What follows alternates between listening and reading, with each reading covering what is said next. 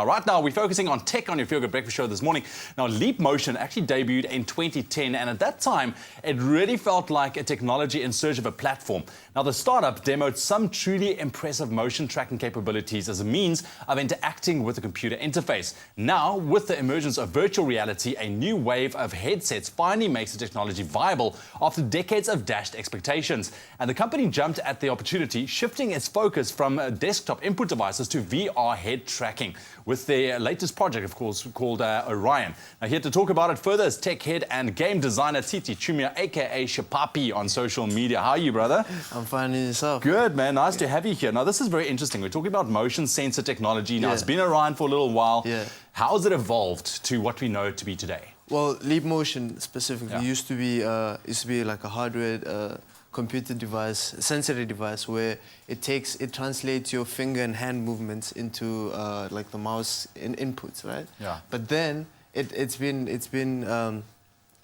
when it came out, it was a solution with no problem, basically. So and ever since then they started like refining it and working on it more, and more recently they made it better in terms of like it senses better. It can sense from higher angles and stuff. So now it works a lot better than it used to with the Orion project. So now it's much more. It's fine-tuned. Yeah, it's fine-tuned, and now because it's fine-tuned, they have better. It has better capabilities with VR especially. But that's the thing. Now that's what we're talking about, Orion. Yeah. So let's talk about Orion. Exactly how does that work with virtual reality? So like what they do is that they strap the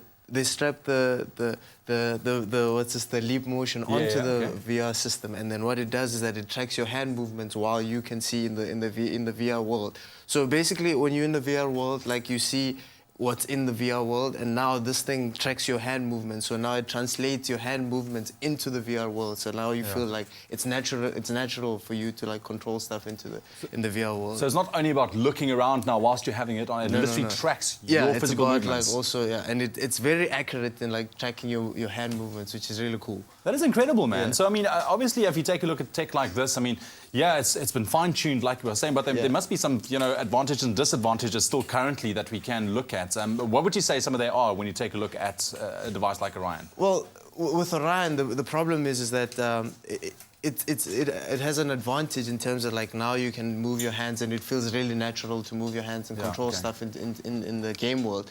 But then it has a disadvantage, like it can only play certain types of games, like for instance, like a shooting game. It needs a bit of feeling, so you don't have feeling in this game. You just have like, you kind of translate your hand movements into what you perceive as like what you're doing in the game. So like you're doing that. Can't you just take like a broomstick or something to hold it there, you know? I don't know. I mean, they could literally do that, and it would feel much better than what it does right now. But it is a step forward into like feeling real things in virtual reality, which is it's a big step. Man, I can only imagine where this is going, man. This is because it came about quite fast and it developed quite fast. So let's keep an eye on it. Thank you so much, Titi. Really appreciate it, man.